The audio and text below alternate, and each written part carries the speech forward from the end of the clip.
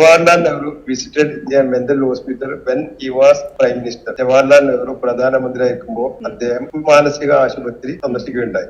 He was walking through the cell.